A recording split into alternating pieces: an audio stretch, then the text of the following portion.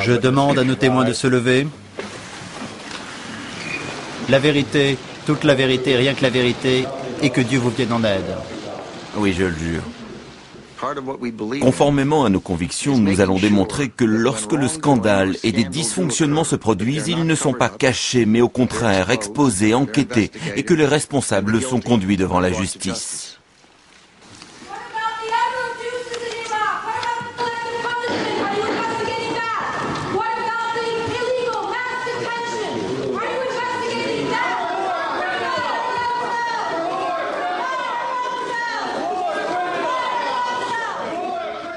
Abu Ghraib a permis d'ouvrir les vannes. Quand les photos d'Abu Ghraib ont été publiées, le gouvernement a tout de suite soutenu qu'il n'y avait pas de politique de mauvais traitement et qu'il ne s'agissait que de brebis galeuses. Il y a des gens à l'intérieur de l'administration qui savaient que cela n'était pas vrai et qui ont voulu que le monde le sache. Mais ils n'ont pas parlé, ils se sont contentés de faire parvenir les mémorandums à la presse, n'est-ce pas? C'est vrai que la plupart n'ont pas parlé. Ce fut plutôt une rébellion intérieure silencieuse.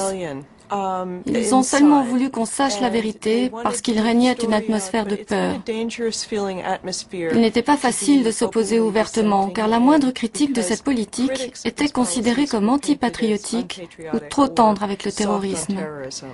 Politiquement, c'était très compliqué d'être un dissident dans ce pays. Oui, c'est vrai qu'il y avait un sentiment de peur qui a imprégné l'institution, qui a fait que nous n'avons pas fait ce que nous sommes censés faire en tant que chefs pour protéger nos soldats. Oui, comme se lever et dire stop. Oui, comme se lever au bon moment pour faire ce qu'il faut. Est-ce que vous assumez une part de responsabilité? Bien sûr, je ne peux pas faire autrement. Certaines choses se sont produites sous mon commandement. Le général Mamouche a été tué sous mon commandement.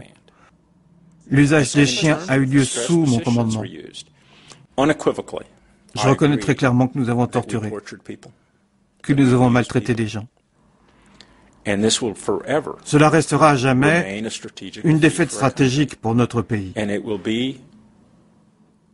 Et il sera très difficile pour nous de retrouver l'autorité morale que nous avions avant de nous être éloignés des conventions de Genève.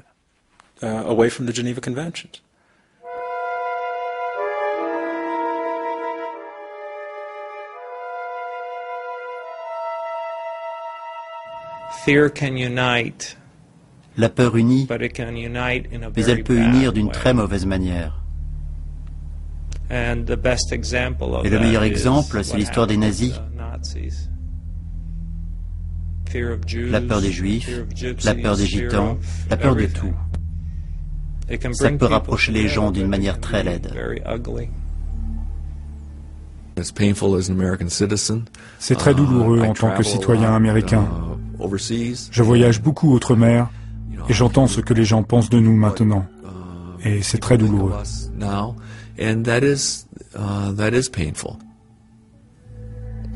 Tout ça parce que quelques idéologues ont voulu se comporter comme des cow-boys. Ce n'est pas mon pays. Je le rejette. Le fait que nous ayons traité de manière inhumaine des prisonniers à Abu Ghraib